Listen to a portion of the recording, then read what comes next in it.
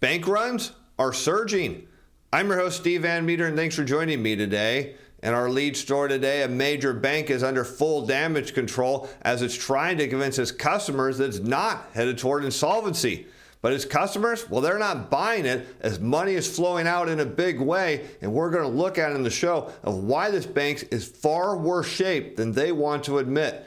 Plus, we got new data on why the global economy is headed toward a recession. And it's going to impact this bank and a whole lot of other ones. Let's over to CNBC, where he picked today's story up with a headline: Credit Suisse posts massive annual loss as the CEO describes results as completely unacceptable, which we'll say is a nice way of saying that they're in big trouble.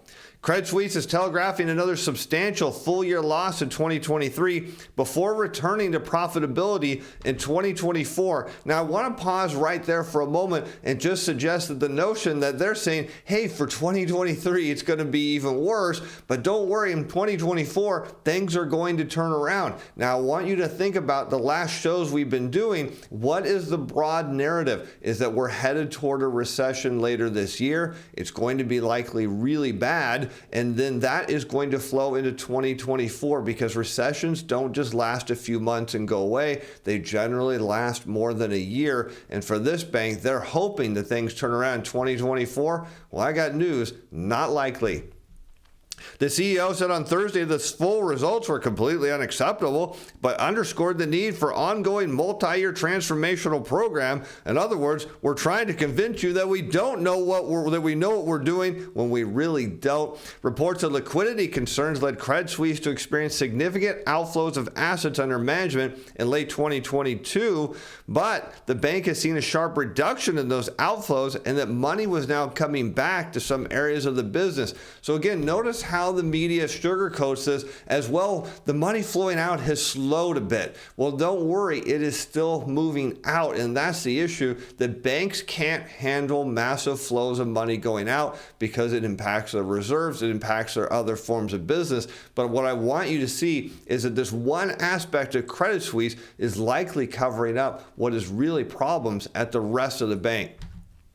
The bank's wealth management division alone saw net outflows of a whopping $95.7 billion in 2022, concentrated heavily in the fourth quarter. Credit Suisse revealed that around 2/3 of the broader net outflows in the quarter occurred in October, reduced substantially for the rest of the quarter. So it slowed, but they still saw outflows. The CEO told CNBC that 60% of the outflows came in October, and since then, the bank has embarked on an outreach program, speaking to 10,000 global wealth management clients and 50,000 clients in Switzerland. So here you're seeing the damage control is, hey, we don't have a solution because we're going to undergo some multi-year transformation that in hopes that someday we're going to reach profitability when we might not because there's about to be a global recession. So their only solution is to pick up the phone and call their customers and try to convince them to keep their money there, because if money keeps flowing out here, Credit Suisse faces insolvency. Now, I want you to notice that the focus on this article is their wealth management division. So what you're seeing here is there's multiple factors, multiple subsidiaries inside Credit Suisse, multiple lines of business. So if they have one aspect of their business is keeping the rest afloat, well, it tells you that things at Credit Suisse are in really bad shape. In its report, the bank said its results were significantly affected by the challenging macro and geopolitical environment, as everyone else is saying, with market uncertainty and client risk aversion.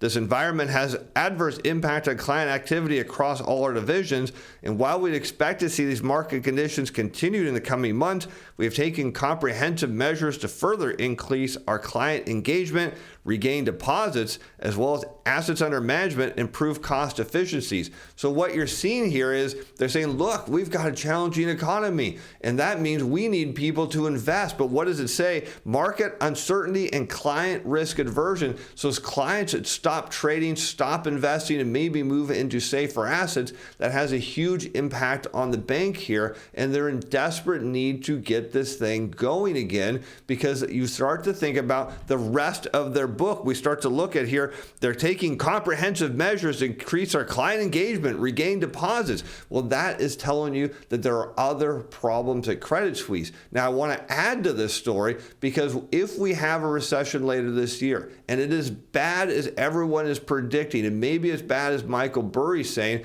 that the U.S. stock market could go down 50% or more, how does this portray into the Credit Suisse story, where they're banking their future right now on their investment advisory business? If that takes a major hit, not only are more assets going to flow out, but the amount of money they generate on it is going to collapse. And that's my friends, I think Credit Suisse is headed toward insolvency. The only question is what other banks are going to follow. But I'll let you be the judge. What do you think? Is Credit Suisse headed toward insolvency, or they've got this figured out? Comment below, because if the market does head down, well, there's one report that will help you out with that. In fact, we see in the CTA Time Reporter report, still there's a $10 off coupon. I think there's only 5 of those left now. No, but you want to know why the bond market's trending lower? Well, you can see here, it's already giving you that notion. It's telling you, hey, the bond market's moving down. The machines are going to sell, likely drive it lower. And if you just saw the Goldman Sachs report that I saw on the equity market, which we'll talk about in a few days,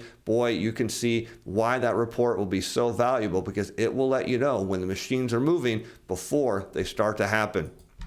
Now let's take a look at the economic data, which is going to further impact Credit Suisse and I think other banks. A plunge in Port of Long Beach imports points to sharply lower inflation, but it's not just the inflation story here, because that is what everyone's focused on. But what if it's actually worse than just inflation? Here you can see in this chart here, going back to 2018, that when imports go down and black, inflation falls with it. So it's likely another part of the story of why we're going to see inflation head lower. But from the bank's perspective here, not only do you have this asset under management issue like Credit Suisse is betting their future on, but what about all these other banks that have extended loans and they need the global economy to continue to grow? Well, imports is a great indicator of where the economy is headed, and the story, not good.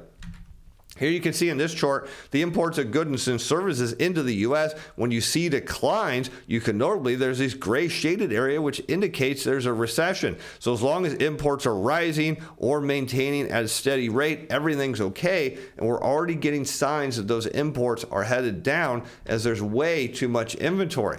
But adding to the view that will this bring consumer prices down, the answer is absolutely. Import prices along with gasoline prices are a key component in U.S. inflation. Here we can see now, looking back, imports of goods and services against the CPI, and we do have absolute validation there that not only as imports fall, but we'll look at import prices in a bit that also suggests that we're going to see disinflation here and a slowing U.S. economy. The banks, as I'm suggesting, are not in a position to weather that storm. The world's largest container shipper warns a demand slowdown. Here you go. More signs that imports are coming down amid significant inventory adjustment, topic that we've been talking about for a while. Now you see in this chart here, container rates, this is a price to purchase a container, are coming down. This is certainly not inflationary as they head back to their long-term trend, which we likely believed was going to happen anyways. But let's look at the details here, because we've been seeing demand falling from both the U.S. and Europe, and it's pretty sharp correction according to Metri's CEO. And he goes on to say that, or we go on to say, the National Retail Federation published a report that forecasts U.S. container imports would fall by 30% in February from a year earlier, and would be the weakest month since May of 2020. They're expecting the volumes from containers to remain weak through May. Again, imports down, U.S. economy slowing, inflation comes down, global economy slowing, banks in big trouble. Last month, IMF Director Kristalina Georgia warned that U.S. might avoid a recession, but the situation looks bleaker in Europe, which has been hit hard by the war in Ukraine. Half of the European Union will be in a recession. And even the world's largest investment manager, BlackRock, recently said in a global recession, is right around the corner, and it added, recession is foretold as central bankers race to tame inflation. It's the opposite of past recessions, and that is the problem here for companies, again, like Credit Suisse, who are basing their whole future now and their turnaround on their assets under management. Recession, stock prices come down, their revenue comes down, and then we find out what the real rot under that bank is, and potentially a lot of other banks. Here we can see import prices, also a key indicator of inflation. We note that headed into recessions, we look at the blue line here, that import prices tend to come down. Inflation does tend to follow with a lag. So we're seeing import prices now head lower. Again, all this data suggests that the consumer price index is indeed headed lower. But how about this? We've got some kind of unusual economic indicator that also is suggesting and validating everything we're saying here, and that's cardboard. And under the radar economic indicators flashing a warning not seen since the 2008 financial crisis.